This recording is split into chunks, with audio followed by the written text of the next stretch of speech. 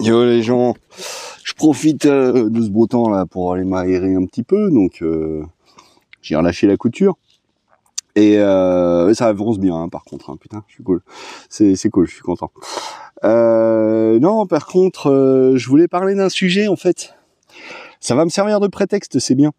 Tout à l'heure, je suis tombé sur une vidéo, donc la dernière de Nota Bene concernant, c'était quoi, les vieux dans l'histoire. Voilà, comment ils étaient, jusqu'à combien ils vivaient, comment ils étaient perçus, comment ils se comportaient, enfin bref.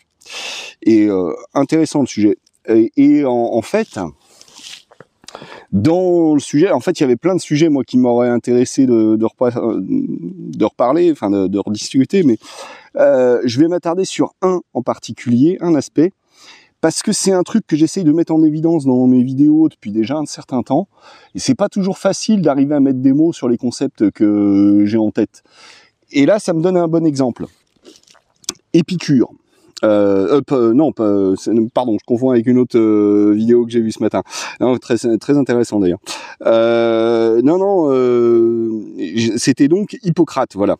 Dans la vidéo de Nota Bene, il parlait d'Hippocrate à un moment. Alors, Hippocrate, ça, comment dire, pour ceux qui ont besoin de rafraîchissement, Hippocrate, c'est en fait ce qu'on appelle le père de la médecine, hein, voilà, parce que c'est lui qui a considérer la médecine un peu comme une science et non plus comme une espèce de truc mystérieux auquel on peut rien, et voilà, qui a essayé de donner des recettes, voilà, bon, c'était le début, et justement c'est ce qui faisait polémique dans la vidéo donc de Nota Bene. Il explique finalement que au même titre qu'on se fout bien de la gueule d'Aristote aujourd'hui parce que oui, il a défoncé un petit peu la science, mais comme je l'expliquais, c'était aussi un mec qui a défriché un terrain vierge. Donc il a innové, il a essayé des trucs, il a fait des propositions en comptant sur la bonne volonté des autres, de ceux qui suivront, pour prolonger l'effort. Et il se trouve que Hippocrate, donc père de la médecine, avait quelque part fait la même chose dans l'espoir que les choses s'améliorent par la suite. Et justement, moi, je voudrais mettre en lumière cette mauvaise interprétation trop littérale de conseils de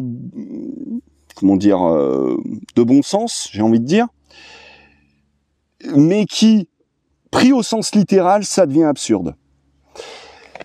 Alors, je sais plus les règles qu'il avait énoncées, mais concernant la vieillesse, Hippocrate parlait du fait que, que la vieillesse, pour lui, c'était parce que avec cette histoire des 4 éléments, là, eau, terre, air, feu, voilà, c'était un assèchement du corps, donc une perte d'eau, et puis je sais plus quoi, la chaleur qui diminue, donc tu perds du feu, voilà. Bref, et donc selon lui, pour remédier à ça, il fallait, alors donc je disais, je sais plus, faire du sport. Manger de façon équilibrée et sans se goinfrer. Je sais plus exactement les règles, des règles de bon sens. Mais quand on est un esprit de mauvaise volonté, quand on est un détracteur et qu'on veut ridiculiser, rabaisser le propos de celui dont on veut s'accaparer une partie du prestige, j'ai envie de dire, hein, presque. Y a un des trucs qui est que on fait aucun effort de compréhension. On met le curseur sur la mauvaise foi au maximum et on fait exprès de comprendre de travers ce que l'autre dit.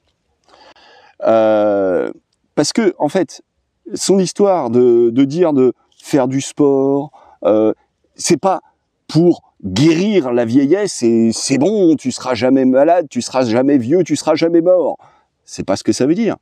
Ça veut dire que pour apprivoiser, l'appréhender de la façon la meilleure possible, dans les conditions les meilleures possibles, préconiser ce genre de choses, moi ça me paraît pas déconnant, hein. Surtout au vu des connaissances scientifiques qu'on a sur le sujet à l'heure actuelle. Bah, conseiller à quelqu'un de bien manger, si lui il disait boire un verre de vin, voilà, enfin ou je sais plus, ou boire du vin, mais quand c'est fait de façon modérée, ça peut pas foncièrement faire de mal, parce que le verre de vin, même si on peut dire que l'alcool contenu dans le vin, ça contrebalance les effets bénéfiques des effets de je sais plus comment c'est, les tanins qui sont concernés, enfin des molécules qui sont censées apporter des bienfaits pour la santé, ouais, mais l'alcool en contrepartie détruit tout ça parce que c'est beaucoup plus mauvais que ce que c'est bon. Et mais ce qu'il y a, c'est que il y a un truc qui est bon aussi, c'est se faire plaisir, modérément, mais un petit peu quand même, et ça fait du bien au moral.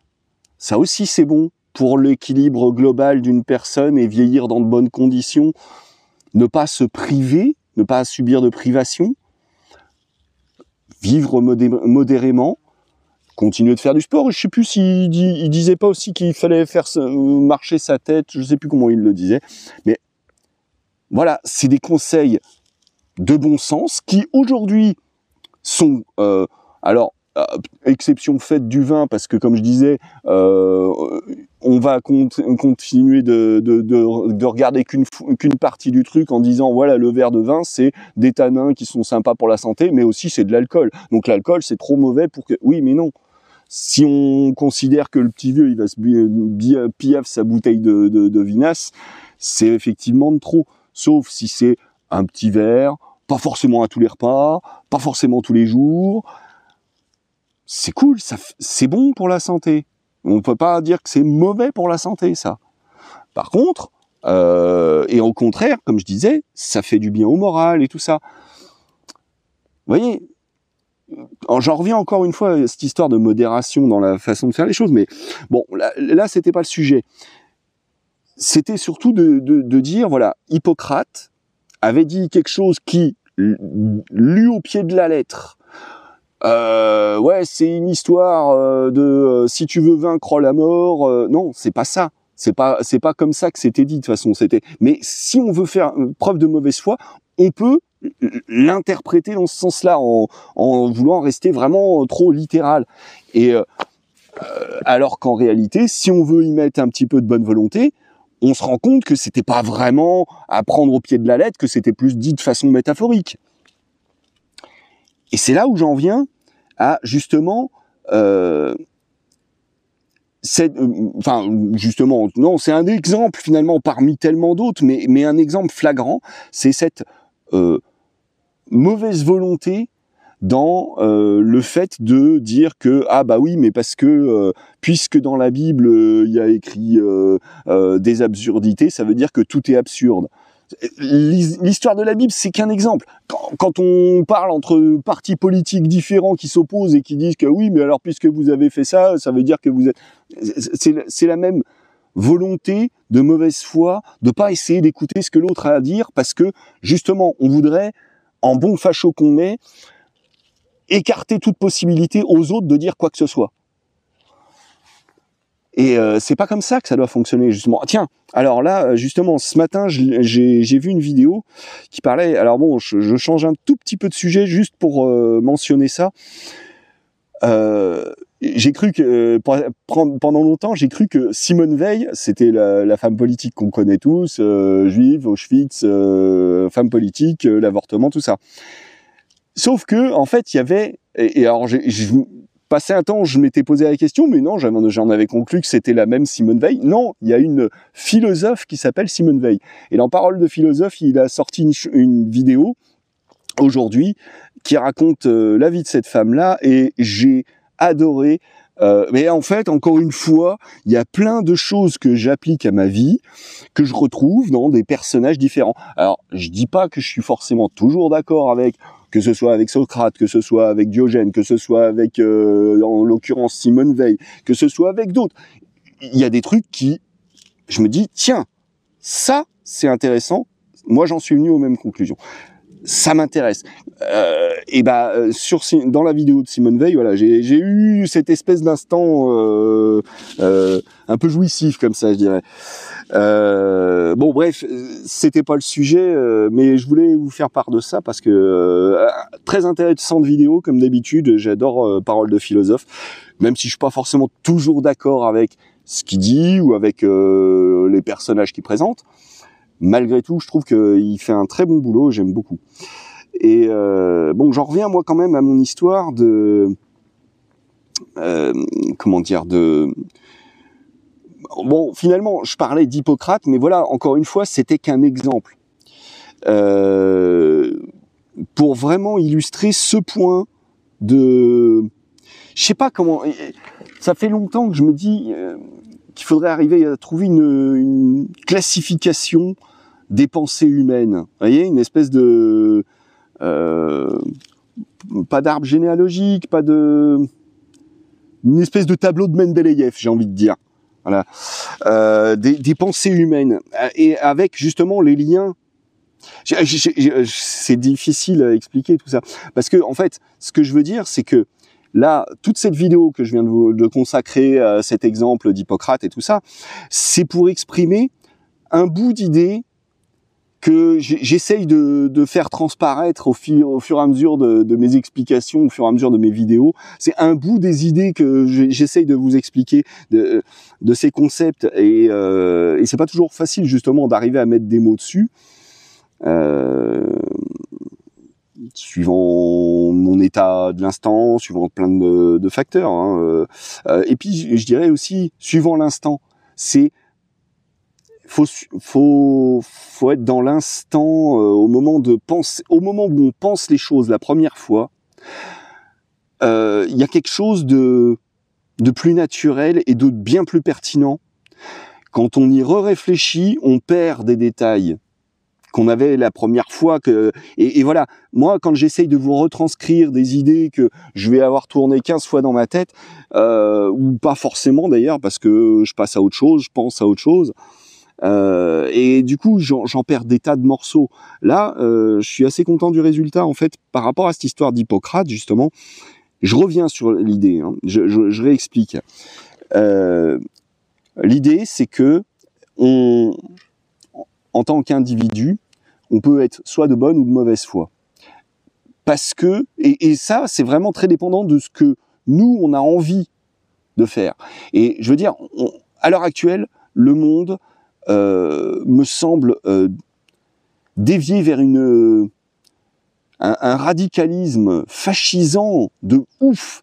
Et pour employer des mots que d'autres utilisent pour désigner ce phénomène-là, c'est... comment dire, c'est mince. En fait, ça revient au même que quand je vous dis que qu'il faut choisir son camp, sa rive, ce monde très manichéen, quoi, en fait. Non, il y a un terme récent à la mode pour désigner ça. Il me revient pas là tout de suite. Bref, on s'en fout. Ce que je veux dire par là, c'est que ce côté très clivé comme ça de la société, tout l'un ou tout l'autre est prêt à défendre les mensonges de notre camp pour pas qu'on perde la face à l'autre camp. Où, de toute façon, c'est tous des salauds, c'est des ennemis.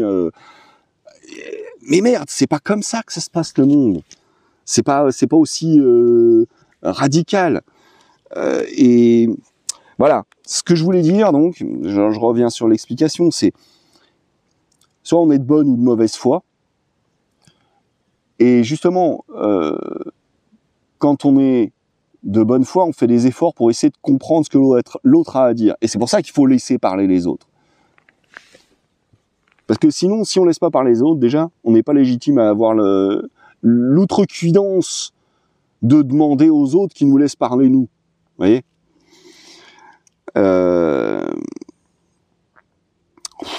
Du coup, je m'y perds. Oh putain, j'étais super content du résultat et là, je fais de la merde. Bon, je sais pas. Revisionner le début de la vidéo, j'avais déjà tout bien expliqué. Si c'est ça. Non. Encore une fois, là, sur la fin, là, ce que je voulais mettre en valeur, c'était ce côté spontané. la valeur du spontané. Mais oh, je m'y perds, non, et puis ça va encore être une vidéo interminable, les gens ils vont encore m'engueuler, me dire que c'est trop long. Bon allez, hop là, moi je vous dis ciao les gens, à bientôt.